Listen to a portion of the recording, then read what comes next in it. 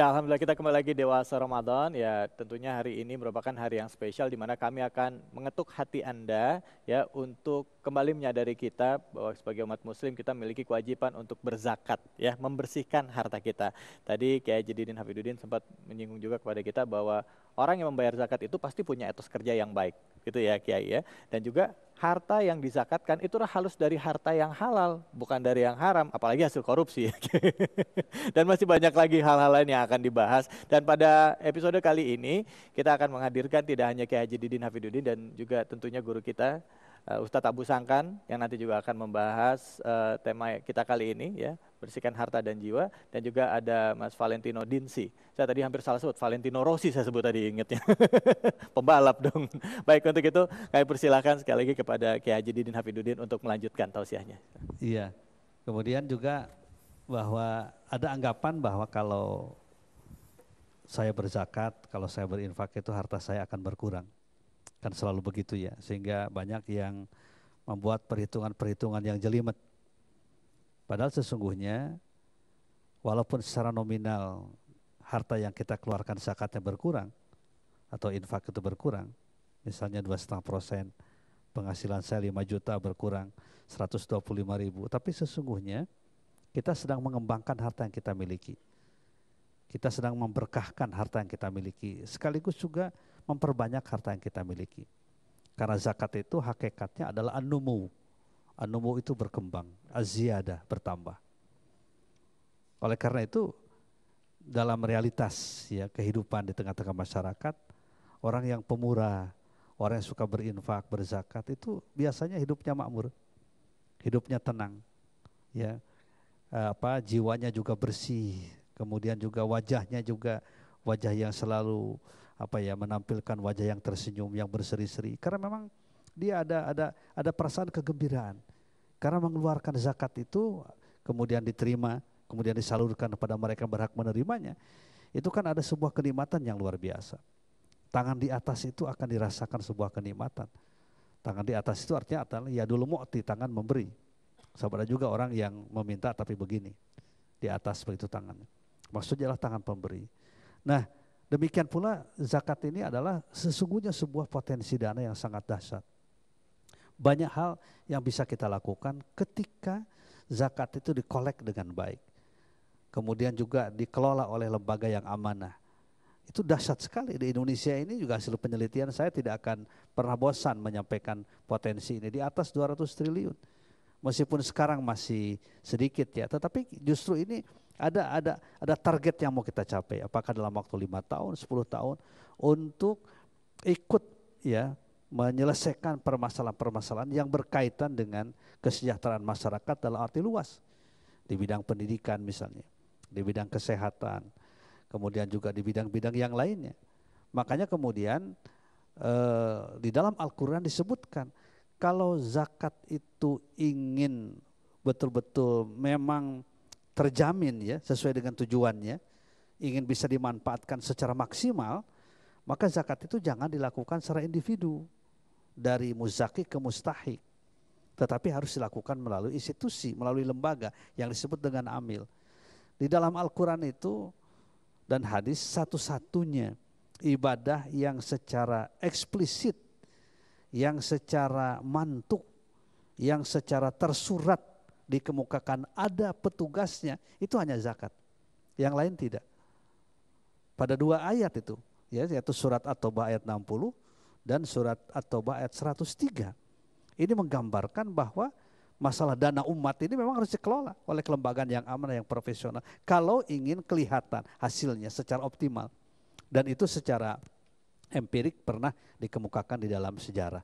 Karena itu kemudian alhamdulillah kita bersyukur pada Allah Subhanahu wa taala, walaupun masih lemah ya, walaupun belum optimal, kita sekarang sudah punya Badan Amil Zakat, lembaga amil zakat yang secara syariah memang dihadirkan untuk itu. Dan apalagi didukung oleh undang-undang yang ada di negara kita. Undang-Undang nomor 23 tahun 2011. Karena itu tidak salah lah kalau kita berzakat kemudian melalui institusi zakat, melalui amil zakat.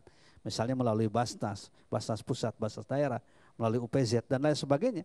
Untuk keperluan mustahik.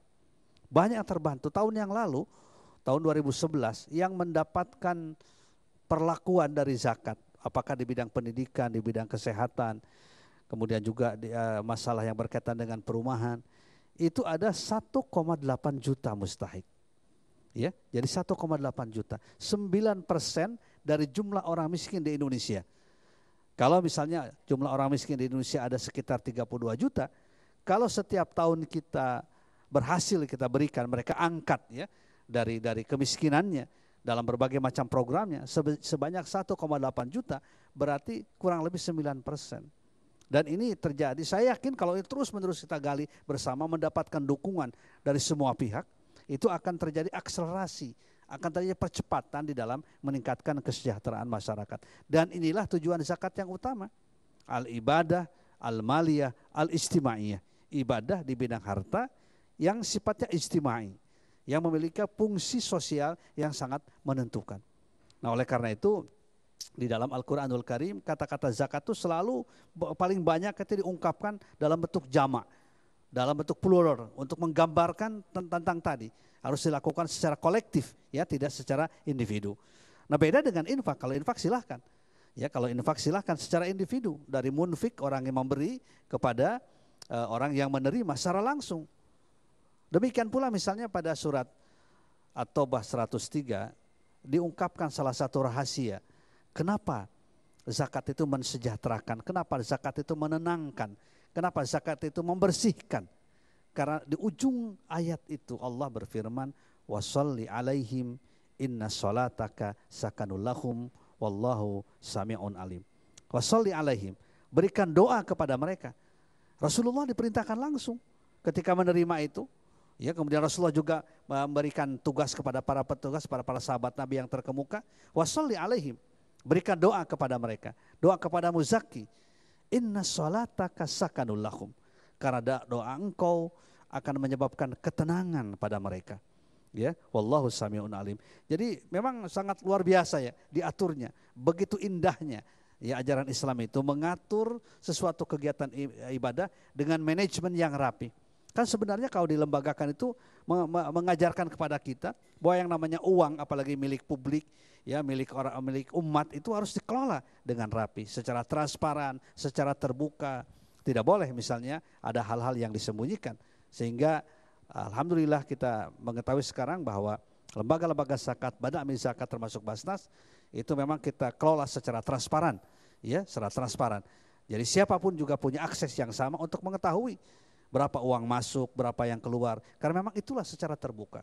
Akhirnya manajemen akan jalan, kemudian juga akan menghasilkan kejujuran, akan menghasilkan kerapihan, dan lain sebagainya. Itulah implikasi yang luar biasa dan hikmah yang luar biasa dari ibadah zakat, infak, dan sedekah. Baik, subhanallah. Terima kasih banyak ya Jedidin Hafidudin. Memang benar ya, kita nggak pernah dengar tuh ada orang miskin karena zakat, orang miskin karena judi sering ya gitu. Tapi kalau zakat saya nggak pernah, aduh mas saya nggak punya duit nih habis bayar zakat, aduh jadi miskin karena zakat, nggak pernah dengar ya.